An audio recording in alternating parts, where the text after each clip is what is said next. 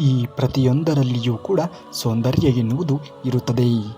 ಗುರುತಿಸುವಂತಹ ಕಣ್ಣು ಬೇಕು ಅಷ್ಟೇ. ಪ್ರತಿಯೊಬ್ಬರಲ್ಲಿಯೂ ಕೂಡ ಸಾಮರ್ಥ್ಯ ಎನ್ನುವುದು ಇರುತ್ತದೆ. ಹೊರಗೆ ತೆಗೆಯಬಲ್ಲ ಶಕ್ತಿ ಎನ್ನುವುದು ಬೇಕಾಗುತ್ತದೆ ಅಷ್ಟೇ. ನಾವು ಬೇರೆಯವರ ಜೊತೆಗೆ ಎಂತಹ ಸಂಬಂಧವನ್ನು ಇಟ್ಟುಕೊಳ್ಳುತ್ತೇವೆ ಎನ್ನುವುದರ ಮೇಲೆ ನಮ್ಮ ದುಃಖ ಮತ್ತು ನೋವು ಎನ್ನುವುದು ನಿರ್ಧಾರ ಆಗುತ್ತದೆ.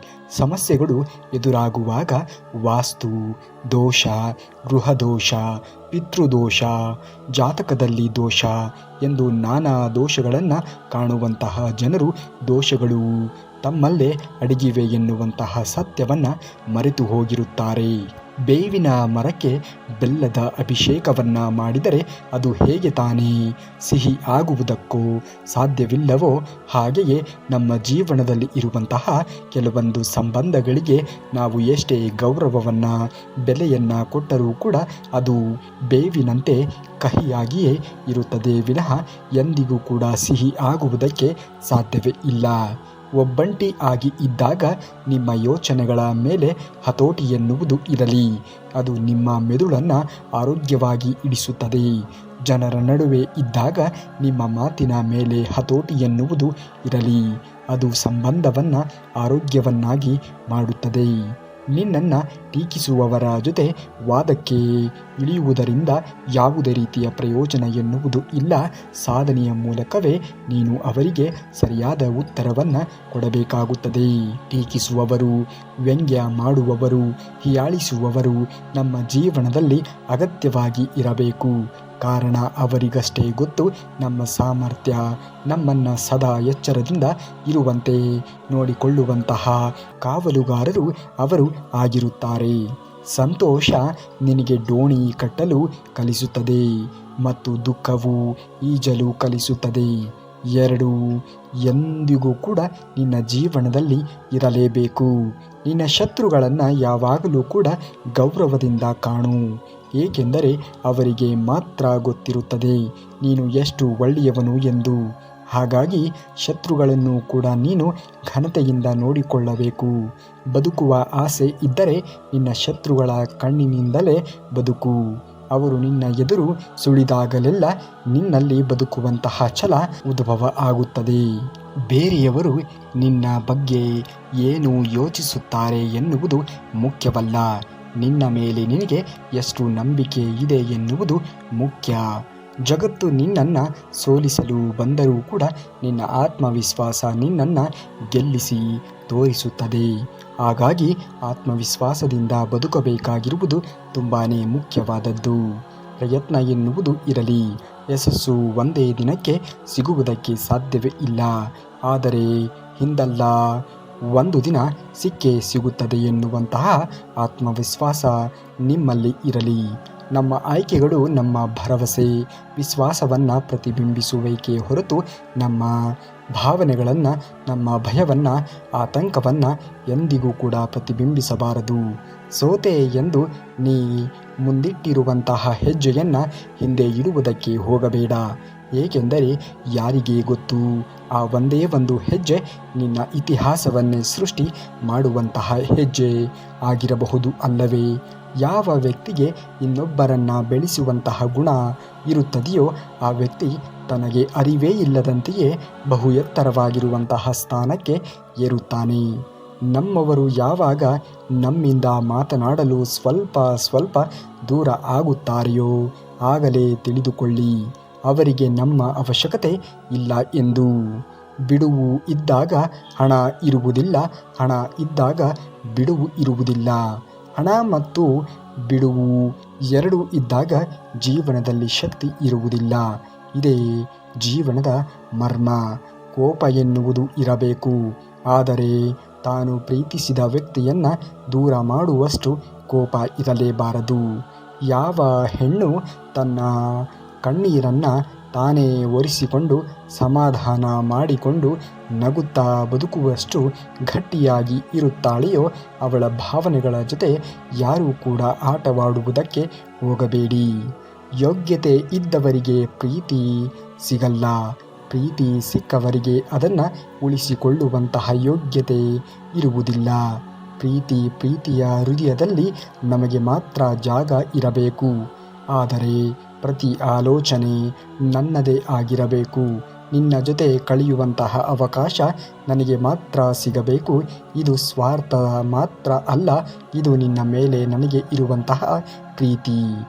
ಜೀವನದಲ್ಲಿ ಬರುವ ಪ್ರತಿಯೊಂದು ಸಮಸ್ಯೆಗಳು ಕೂಡ ಒಂದಲ್ಲ ಒಂದು ರೀತಿಯಾಗಿ ಬಗೆಹರಿಯಲ್ಪಡುತ್ತವೆ. ಕಾಯುವಂತಹ ತಾಳ್ಮೆ ಇರಬೇಕು ಅಷ್ಟೇ. ಸಾಧಿಸುವ ಮುನ್ನ ಹಾಸ್ಯವಾಗಿ ನೋಡಿದವರೆಲ್ಲರೂ ಕೂಡ ಸಾಧಿಸಿದ ಮೇಲೆ ವಿಶೇಷವಾಗಿ ನೋಡುವುದಕ್ಕೆ ಶುರು ಮಾಡುತ್ತಾರೆ. ಆದ್ದರಿಂದ ನೀವು ಏನು ಅಂದುಕೊಂಡಿದ್ದೀರಿಯೋ ಅದನ್ನು ಅರ್ಧದಲ್ಲಿ ಬಿಡುವುದಕ್ಕೆ ಹೋಗಲೇಬೇಡಿ. ಬೆರಳು ತೋರಿಸುವಷ್ಟರೆಲ್ಲರನ್ನೂ ಕೂಡ ಬೆರಗಾಗುವ ಕಾಲ ಬಂದೇ ಬರುತ್ತದೆ. ಮನುಷ್ಯನ ಮನೆ ಬದಲಾಯಿಸುತ್ತಾನೆ, ಊರನ್ನು ಕೂಡ ಬದಲಾಯಿಸುತ್ತಾನೆ, ಬಟ್ಟೆಯನ್ನು ಬದಲಾಯಿಸುತ್ತಾನೆ, ಸ್ನೇಹಿತರನ್ನು ಬದಲಾಯಿಸುತ್ತಾನೆ. ಆದರೂ ಅವನಿಗೆ ನೆಮ್ಮದಿ ಎನ್ನುವುದು ಇರಲ್ಲ. ಏಕೆಂದರೆ ಅವನು ತನ್ನನ್ನು ತಾನು ಬದಲಾಯಿಸಿಕೊಳ್ಳುವುದಕ್ಕೆ ಹೋಗುವುದೇ ಇಲ್ಲ. ಆದಾಯ ಹುಡುಕುವ ಭರದಲ್ಲಿ ಎಷ್ಟೋ ಖುಷಿಗಳಿಗೆ ವಿದಾಯವನ್ನು ಹೇಳಲಾಗುತ್ತದೆ. ಊಸರವಳ್ಳಿ ತಾನು ಕಷ್ಟದಲ್ಲಿ ಸಿಲುಕಿದಾಗ ಮಾತ್ರ ಬಣ್ಣವನ್ನು ಬದಲಿಸುತ್ತದೆ. ಆದರೆ ಈ ಮನುಷ್ಯರು ಅವರ ಸಂದರ್ಭಕ್ಕೆ ತಕ್ಕ ಹಾಗೆ ಬಣ್ಣವನ್ನು ಬದಲಿಸುತ್ತಾರೆ. ನಿನ್ನ ಕಣ್ಣೀರನ್ನು ಯಾರೂ ಗಮನಿಸುವುದಿಲ್ಲ, ನಿನ್ನ ನೋವನ್ನು ಯಾರೂ ಕೂಡ ಗುರುತಿಸುವುದಿಲ್ಲ, ನಿನ್ನ ಕಷ್ಟಗಳನ್ನು ಯಾರೂ ಕೂಡ ತೀರಿಸುವುದಕ್ಕೆ ಸಾಧ್ಯವೇ ಇಲ್ಲ. ಆದರೆ ನಿನ್ನ ತಪ್ಪುಗಳನ್ನು ಹುಡುಕುವುದರಲ್ಲಿ ಎಲ್ಲರೂ ಕೂಡ ನಾ ಮುಂದೆ ತಾ ಮುಂದೆ ಎಂದು ಬಂದೇ ಬರುತ್ತಾರೆ. ಜಗತ್ತಿನಲ್ಲಿ ಅತಿ ಪರಿಶುದ್ಧವಾದ ಪ್ರೀತಿ ಯಾವುದು ಅಂದರೆ ಸಿಗಲಾರದ ಪ್ರೀತಿಯನ್ನು ಮರೆಯಲಾದಷ್ಟು ಪ್ರೀತಿಸುವುದು. ಯಾವಾಗ ನೀನು ನಂಬಿರುವಂತಹ ಮನುಷ್ಯನ ಮೇಲಿನ ನಂಬಿಕೆ ಸುಳ್ಳಾಗುತ್ತದೆಯೋ ಅವತ್ತಿನಿಂದ ನಿನಗೆ ದೇವರ ಮೇಲೆ ನಂಬಿಕೆ ಎನ್ನುವುದು ಹೆಚ್ಚಾಗುತ್ತದೆ. ಈ ಲೋಕದಲ್ಲಿ ಒಬ್ಬರ ಆಸೆ ಈಡೇರಬೇಕಾದರೆ ಮತ್ತೊಬ್ಬನ ಆಸೆ ಮಣ್ಣು ಪಾಲು ಆಗಲೇಬೇಕು. ನಾನು ನನ್ನದು ಅಂತ ಎಷ್ಟೇ ಹೋರಾಟವನ್ನು ಮಾಡಿದರೂ ಕೂಡ ನಿನ್ನ ಪಾಲಿನದ್ದು ಎಷ್ಟು ಅಂತ ಭಗವಂತ ಬರೆದಿರುತ್ತಾನೆ. ಅಷ್ಟು ಮಾತ್ರ ನಿನಗೆ ಸಿಗುವುದಕ್ಕೆ ಸಾಧ್ಯವಾಗುವುದು. ನಿಮ್ಮ ಮುಖದಲ್ಲಿ ಯಾವಾಗಲೂ ಕೂಡ ಸಿಹಿಯಾದ ನಗು ಎನ್ನುವುದು ಇರಲಿ. ಆದ್ದರಿಂದ ದುಃಖಿತ ವ್ಯಕ್ತಿಯ ಸಹ ನಿಮ್ಮನ್ನು ನೋಡಿದ ನಂತರ ಸಂತೋಷವಾಗಿ ಬಿಡುತ್ತಾನೆ. ಏಕೆಂದರೆ ಎಲ್ಲ ಮುಗಿದೇ ಹೋಯಿತು ಅಂದುಕೊಳ್ಳಬೇಡ. ಹೊಸ ಅಧ್ಯಾಯವೂ ಕೂಡ ಆರಂಭವಾಗುವುದು ಇದೆ. ಕಣ್ಣೀರು ಸುರಿಸುವುದರಿಂದ ಯಾರೂ ಕೂಡ ನಿಮ್ಮವರಾಗುವುದಕ್ಕೆ ಸಾಧ್ಯವೇ ಇಲ್ಲ. ನಿಮ್ಮವರೇ ಅವರು ನಿಮ್ಮನ್ನು ಅಳಲು ಬಿಡುವುದೇ ಇಲ್ಲ. ಯಾರೋ ಸುಖ ಸುಮ್ಮನೆ ನಮ್ಮ ಜೀವನದಲ್ಲಿ ಬರಲು ಸಾಧ್ಯವೇ ಇಲ್ಲ. ದೇವರ ದೃಷ್ಟಿಯಲ್ಲಿ ಅವರದ್ದೇನೋ ಒಂದು ಪಾತ್ರ ಇರುತ್ತದೆ. ಪ್ರತಿಯೊಬ್ಬರೂ ಏನೋ ಒಂದು ಕಾರಣಕ್ಕೆ ಬಂದಿರುತ್ತಾರೆ. ಇದೇ ಪ್ರಪಂಚ.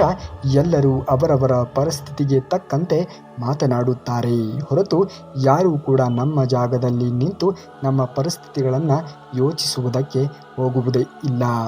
ಹಣವಿದ್ದರೆ ಅಪರಿಚಿತರು ಕೂಡ ಸಂಬಂಧಿಕರು ಆಗಿರುತ್ತಾರೆ. ಹಣ ಇಲ್ಲದೆ ಇದ್ದಾಗ ಸಂಬಂಧಿಕರು ಕೂಡ ಅಪರಿಚಿತರು ಆಗುತ್ತಾರೆ. ಇಂದಿನ ಸಮಾಜವೇ ಆ ರೀತಿಯಾಗಿ ತಿರುಗಿದೆ. ಎಲ್ಲಿ ಯಾರ ಹೆಸರಿನಲ್ಲಿ ಅನ್ನ ಎನ್ನುವುದು ಇರುತ್ತದೆಯೋ ಸಮಯ ಅವರನ್ನು ಅಲ್ಲಿಗೆ ಕರೆದುಕೊಂಡು ಹೋಗುತ್ತದೆ. ಯಾರೂ ಕೂಡ ಯಾರೋ ಕೊಟ್ಟಿರುವುದನ್ನು ತಿನ್ನುವುದಿಲ್ಲ. ತನ್ನ ಕಷ್ಟದಲ್ಲಿ ತನ್ನ ಅದೃಷ್ಟದಲ್ಲಿ ಇರುವುದನ್ನೇ ತಿನ್ನುತ್ತಾನೆ. ಹಾಗಾಗಿ ಇದು ನಾನು ಕೊಟ್ಟೆ ನೀನು ಕೊಟ್ಟೆ ಎಂದು ಎಂದಿಗೂ ಕೂಡ ಹೇಳುವುದಕ್ಕೆ ಹೋಗಲೇಬಾರದು. ತಿರಸ್ಕರಿಸಿದವರಿಗೆ ತಿರುಗಿ ನಿಲ್ಲದು ಅಲ್ಲವೇ ಅಲ್ಲ. ಸಾಧನೆಯ ತಿರಸ್ಕರಿಸಿದವರು ತಿರುಗಿ ನೋಡುವಂತೆ ಮಾಡುವುದು ನಿಜವಾದ ಸಾಧನೆ. ಯಾರಿಗೆ ಎಷ್ಟು ಅವಶ್ಯಕತೆ ಇರುತ್ತದೆಯೋ ಅಷ್ಟು ಮಾತ್ರ ಸಿಗೋಣ. ಅವಶ್ಯಕತೆಗಳಿಗಿಂತ ಹೆಚ್ಚು ಸಿಕ್ಕರೆ ನಮ್ಮ ಮೌಲ್ಯವನ್ನು ನಾವೇ ಕಳೆದುಕೊಂಡು ಬಿಡುತ್ತೇವೆ. ಮನೆಯ ಪರಿಸ್ಥಿತಿ ನೋಡಿ ಬದಲಾಗಬೇಕೇ ಹೊರತು ವರ್ಷಕ್ಕೆ ಒಂದು ಸಲ ಬದಲಾಗುವಂತಹ ಕ್ಯಾಲೆಂಡರ್ನ ನೋಡಿ ಮನಸ್ಥಿತಿಯನ್ನು ಬದಲಾಯಿಸುವುದಕ್ಕೆ ಹೋಗಬಾರದು. ಬದಲಾಗುವ ವರ್ಷ ನಮ್ಮದಾಗಬೇಕು. ಅಂದಾಗಲೇ ನಮ್ಮ ಜೀವನ ಎನ್ನುವುದು ಬದಲಾವಣೆ ಆಗುವುದಕ್ಕೆ ಸಾಧ್ಯವಾಗುವುದು. ಅವಸರ ಪಡಬೇಡ, ಕಾದು ನೋಡು. ಇನ್ನೊಬ್ಬರ ನೆಮ್ಮದಿ ಕದ್ದವನು ನೆಮ್ಮದಿಯಾಗಿ ಬದುಕಲು ಸಾಧ್ಯವಿಲ್ಲ. ಕರ್ಮ ಎನ್ನುವುದು ಯಾರನ್ನೂ ಕೂಡ ಬಿಟ್ಟಿಲ್ಲ.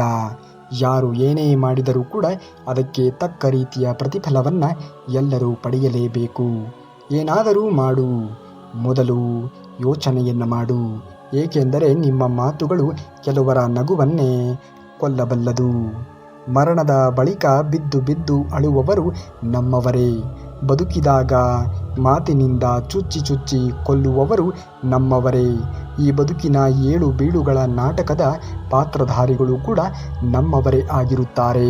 ಯಾವುದೇ ಕಾರಣಕ್ಕೂ ಕೂಡ ದುಃಖಕ್ಕೆ ಎಂದಿಗೂ ಕಣ್ಣೀರನ್ನು ಇಡುವುದಕ್ಕೆ ಹೋಗಲೇಬೇಡ. ಎಲ್ಲವನ್ನ ಶ್ರೀಕೃಷ್ಣ ಪರಮಾತ್ಮನ ಮೇಲೆ ಬಿಟ್ಟು ಬಿಡು. ಆತನು ಎಲ್ಲವನ್ನ ನೋಡಿಕೊಳ್ಳುತ್ತಾನೆ. ಸುಖದಲ್ಲಿ ಯಾವುದೇ ಕಾರಣಕ್ಕೂ ಕೂಡ ಹಿಗ್ಗಬಾರದು. ಅಯ್ಯೋ, ನನಗೆ ಸುಖ ಬಂದಿದೆ ಎಂದು ನಾನೇ ದೊಡ್ಡವನು ಎಂದು ಬೀಗುವುದಕ್ಕೆ ಮನುಷ್ಯ ಹೋಗಲೂಬಾರದು. ಏಕೆಂದರೆ ಕೊಟ್ಟಿರುವಂತಹ ದೇವರಿಗೆ ಕಸಿದುಕೊಳ್ಳುವುದು ದೊಡ್ಡ ಕೆಲಸವೇ ಆಗಿರುವುದಿಲ್ಲ. ಅಂದಾಗ ದೇವರಿಗೆ ಎಲ್ಲವನ್ನ ಕರುಣಿಸುವುದಕ್ಕೆ ಸಾಧ್ಯವಾಗುವುದು. ಸಮಾನತೆಯಲ್ಲಿಯೇ ನಿಲ್ಲುವುದನ್ನು ಮನುಷ್ಯನಾದವನು ಕಲಿಯಬೇಕು. ಅದೇ ಯೋಗ, ಅದೇ ಜ್ಞಾನ. ಜ್ಞಾನವಂತರಾಗಬೇಕು ಮೊದಲು ಮಾನವ. ಜೀವನದಲ್ಲಿ ಎಂತಹ ಪ್ರಸಂಗ ಒದಗಿದರೂ ಕೂಡ ಎಲ್ಲವನ್ನ ಸುಧಾರಿಸಿಕೊಳ್ಳಬಹುದು. ಜ್ಞಾನ ಎನ್ನುವಂತಹ ಆಯುಧ ನಮ್ಮಲ್ಲಿ ಇದ್ದಾಗ ಕಾಲ ಎಲ್ಲವನ್ನ ಬದಲಾಯಿಸುತ್ತದೆ. ಆತ್ಮ ಮಾತ್ರ ಸ್ಥಿರ. ಇದನ್ನ ಅರಿತು ಬದುಕು. ಭಯ ತೊಲಗುತ್ತದೆ, ಶಾಂತಿ ಎನ್ನುವುದು ದೊರೆಯುತ್ತದೆ. ಜೀವನದಲ್ಲಿ ಎಂತಹ ಪ್ರಸಂಗಗಳು ಬಂದರೂ ಕೂಡ ಯಾವುದೇ ಕಾರಣಕ್ಕೂ ಅಶಾಂತರಾಗಬೇಡಿ. ಶಾಂತಿಯನ್ನು ಕಾಯ್ದಿರಿಸಿಕೊಳ್ಳಿ. ದೇವನು ಎಲ್ಲರನ್ನ ಎಲ್ಲ ಸಂದರ್ಭಗಳಲ್ಲೂ ಕೂಡ ನೋಡುವುದಕ್ಕೆ ಸಾಧ್ಯವೇ ಇಲ್ಲ. ಜೀವನದಲ್ಲಿ ಪ್ರತಿಯೊಂದಕ್ಕೂ ಕೂಡ ಯಾವುದೋ ಒಂದು ಕಾರಣ ಎನ್ನುವುದು ಇದ್ದೇ ಇರುತ್ತದೆ. ಆ ಕಾರಣವನ್ನು ನಾವು ತಿಳಿದುಕೊಳ್ಳಬೇಕು. ಭಕ್ತಿ ಇಲ್ಲದೆ ಜ್ಞಾನ ವ್ಯರ್ಥವಾಗುತ್ತದೆ. ಕರ್ಮ ಇಲ್ಲದೆ ಭಕ್ತಿ ಅಪೂರ್ಣವಾಗುತ್ತದೆ. ಸಮಾನತೆ ಇಲ್ಲದೆ ಇರುವಂತಹ ಜೀವನ ಅಶಾಂತತೆಯಿಂದ ಕೂಡಿರುತ್ತದೆ. ಈ ಮೂರನ್ನು ಕೂಡ ಸೇರಿಸು. ಜೀವನ ಎನ್ನುವುದು ಪರಿಪೂರ್ಣತೆಯನ್ನು ಪಡೆದುಕೊಳ್ಳುತ್ತದೆ. ಭಕ್ತಿಯಾಗಿರಬಹುದು, ಕರ್ಮ ಆಗಿರಬಹುದು, ಸಮಾನತೆಗಳೇ ಆಗಿರಬಹುದು. ಇವುಗಳನ್ನು ಜೀವನದಲ್ಲಿ ಬೆಳೆಸಿಕೊಂಡಾಗ ನಮ್ಮ ದಾರಿ ಎನ್ನುವುದು ಸುಗಮವಾಗುವುದು. ದೇವರು ಪ್ರತಿಯೊಬ್ಬರಿಗೂ ಕೂಡ ಒಂದಲ್ಲ ಒಂದು ರೀತಿಯ ವಿಭಿನ್ನತೆಯನ್ನು ಕೊಟ್ಟಿರುತ್ತಾನೆ. ಅಂತಹ ವಿಶಿಷ್ಟತೆಗಳನ್ನು, ಅಂತಹ ವಿಭಿನ್ನತೆಗಳನ್ನು ನೀವು ಮೊದಲು ಗಮನಿಸಬೇಕು. ಆ ವಿಭಿನ್ನತೆಗಳನ್ನು, ಆ ಒಂದು ವಿಶಿಷ್ಟತೆಯ ಮೂಲಕ ನಿಮ್ಮ ಜೀವನವನ್ನು ನೀವು ಕಟ್ಟಿಕೊಳ್ಳಬಹುದು. ನಿನ್ನ ಶತ್ರು ಹೊರಗಿನ ಜಗತ್ತಿನಲ್ಲಿ ಇಲ್ಲವೇ ಅಲ್ಲ, ಅದು ನಿನ್ನ ಮನಸ್ಸಿನಲ್ಲಿಯೇ ಇರುತ್ತದೆ. ಆಲೋಚನೆಗಳೇ ಶುದ್ಧಗೊಳಿಸು. ಜೀವನ ಎನ್ನುವುದು ರೂಪಾಂತರಗೊಳ್ಳುತ್ತದೆ. ಯಾವುದೇ ಕಾರಣಕ್ಕೂ ಕೂಡ ನೀವು ಯೋಚಿಸುವುದೇ ನಕಾರಾತ್ಮಕವಾಗಿ ಯೋಚನೆಗಳನ್ನು ಮಾಡಿದಾಗ ಜೀವನದಲ್ಲಿ ಏನು ತಾನೇ ಸಾಧನೆಯನ್ನು ಮಾಡುವುದಕ್ಕೆ ಸಾಧ್ಯವಾದೀತು ಹೇಳಿ. ಹಾಗಾಗಿ ಜೀವನದಲ್ಲಿ ಸಕಾರಾತ್ಮಕವಾಗಿ ಯೋಚನೆಗಳನ್ನು ಮಾಡುವುದನ್ನು ಕಲಿತುಕೊಳ್ಳಿ. ಧನಾತ್ಮಕವಾಗಿ ಯೋಚನೆಗಳನ್ನು ಮಾಡುವುದನ್ನು ಕಲಿತುಕೊಳ್ಳಿ. ನಿಮಗೆ ದಾರಿ ಎನ್ನುವುದು ಸಿಕ್ಕೇ ಸಿಗುತ್ತದೆ. ಯಾವಾಗಲೂ ಕೂಡ ಮನುಷ್ಯನಾದವನು ಸಕಾರಾತ್ಮಕವಾಗಿಯೇ ಯೋಚನೆಗಳನ್ನು ಮಾಡುವುದನ್ನು ಕಲಿತುಕೊಳ್ಳಬೇಕು. ಸತ್ಯದ ದಾರಿ ಕಷ್ಟ ಆಗಿರುತ್ತದೆ, ಆದರೆ ಯಾವುದಕ್ಕೂ ಕೂಡ ಅದು ಅಶಾಶ್ವತ ಅಲ್ಲವೇ ಅಲ್ಲ. ಸುಳ್ಳಿನ ದಾರಿ ಎನ್ನುವುದು ಸುಲಭವಾಗಿರುತ್ತದೆ, ಆದರೆ ನಾಶಕಾರಿ ಆಯ್ಕೆ ಅಲ್ಲವೇ ಅಲ್ಲ. ನೀನು ಯಾವುದನ್ನು ಆಯ್ಕೆ ಮಾಡಿಕೊಳ್ಳುತ್ತೀಯೋ ನಿನಗೆ ಬಿಟ್ಟಿದ್ದು. ಸುಲಭ ದಾರಿಯನ್ನು ಆಯ್ಕೆ ಮಾಡಿಕೊಳ್ಳುತ್ತೀಯೋ ಅಥವಾ ಕಷ್ಟದ ದಾರಿಯನ್ನು ಆಯ್ಕೆ ಮಾಡಿಕೊಳ್ಳುತ್ತೀಯೋ ಎಂದು ನೀನು ಸತ್ಯವಂತನಾಗಬೇಕು. ಸತ್ಯದ ದಾರಿಯಲ್ಲಿ ಮುಂದುವರಿಯಬೇಕು. ಆಗ ನಿನಗೆ ಧರ್ಮ ಎನ್ನುವುದು ರಕ್ಷಣೆಯನ್ನು ಮಾಡುತ್ತದೆ. ನೀನು ಧರ್ಮವನ್ನು ರಕ್ಷಣೆ ಮಾಡುವುದನ್ನು ಕಲಿತುಕೊಳ್ಳಬೇಕು. ಈ ಪ್ರಪಂಚಕ್ಕೆ ನಾವು ಕೇಳಿಕೊಂಡು ಬಂದಿಲ್ಲ. ಈ ಜೀವನ ಆ ಭಗವಂತ ಕೊಟ್ಟಿದ್ದಾನೆ. ಭಗವಂತ ಮೆಚ್ಚುವಂತೆ ಬದುಕಬೇಕು. ಯಾರಿಗೂ ಕೂಡ ದ್ರೋಹವನ್ನು ಬಗೆಯುವುದಕ್ಕೆ ಹೋಗಲೇಬಾರದು. ಜೀವನ ಒಂದು ಕನಸಾಗಿದೆ. ಆ ಜೀವನವನ್ನು ಸರಿಯಾದ ರೀತಿಯಲ್ಲಿ ನಿರ್ವಹಿಸಿ. ಇದು ಆ ದೇವರು ಕೊಟ್ಟಿರುವಂತಹ ಪರೀಕ್ಷೆ ಆಗಿದೆ. ಕ್ಷಣದಲ್ಲಿ ಕಳೆದು ಹೋಗುತ್ತದೆ. ಎಂತಹ ಸಮಸ್ಯೆ ಆದರೂ ಕೂಡ, ಕಷ್ಟ, ಸುಖ, ದುಃಖ, ಅನಾರೋಗ್ಯ ಏನೇ ಬಂದರೂ ಕೂಡ ದುರಹಂಕಾರದಿಂದ, ಭಯದಿಂದ ತಾಳ್ಮೆಯನ್ನು ಕಳೆದುಕೊಳ್ಳಬೇಡ. ಸತ್ಯದ ದಾರಿಯಲ್ಲಿ ಎಂದಿಗೂ ಕೂಡ ಹೋಗುವುದನ್ನು ಬಿಡಲೇಬೇಡಿ. ಮದುವೆ, ಸಮಾರಂಭ, ಹಬ್ಬ, ಎನ್ನುವಂತಹ ಸಾವಿರಾರು ರೂಪಾಯಿ ಸಾಲ ಮಾಡಿ ವರ್ಷ ಪೂರ್ತಿ ಅದನ್ನು ದುಡಿಯೋದರಲ್ಲಿಯೇ ಇಡೀ ಜೀವನವನ್ನೇ ಮುಗಿಸಿಬಿಡುತ್ತೇವೆ. ಏತಕ್ಕಾಗಿ ಆಡಂಬರಿಕೆ? ಆಡಂಬರಿಕೆ ಎನ್ನುವುದು ಎಲ್ಲಿ ಅವಶ್ಯಕತೆ ಇರುತ್ತದೆಯೋ ಅಲ್ಲಿ ಮಾತ್ರ ತೋರಿಸುವುದಕ್ಕೆ ಹೋಗಬೇಕು. ಉಪಯೋಗ ಇಲ್ಲದ ಕೆಲಸ, ಉಪಯೋಗ ಇಲ್ಲದ ಮಾತು ಇವೆರಡೂ ಕೂಡ ನಮ್ಮ ಸಮಯವನ್ನು ವ್ಯರ್ಥ ಮಾಡುತ್ತದೆ. ನಡೆದು ಹೋದ ಘಟನೆಗಳನ್ನು ಸಮಯ ಸಂದರ್ಭ ಮತ್ತೆ ಬರುವುದೇ ಇಲ್ಲ. ಕಳೆದ ದಿನಗಳ ಬಗ್ಗೆ ಚಿಂತಿಸಿದರೆ ಇಂದಿನ ದಿನ ವ್ಯರ್ಥವಾಗುತ್ತದೆ. ಇಂದು ಮಾಡುವ ಕೆಲಸಗಳು ಮುಂದಿನ ದಿನಗಳನ್ನು ನಿರ್ಧರಿಸುತ್ತದೆ. ಹಾಗಾಗಿ ಇಂದಿನ ದಿನವನ್ನು ಸರಿಯಾದ ರೀತಿಯಲ್ಲಿ ಸದುಪಯೋಗ ಮಾಡಿಕೊಳ್ಳುವುದನ್ನು ಮನುಷ್ಯನಾದವನು ಕಲಿತುಕೊಳ್ಳಬೇಕು.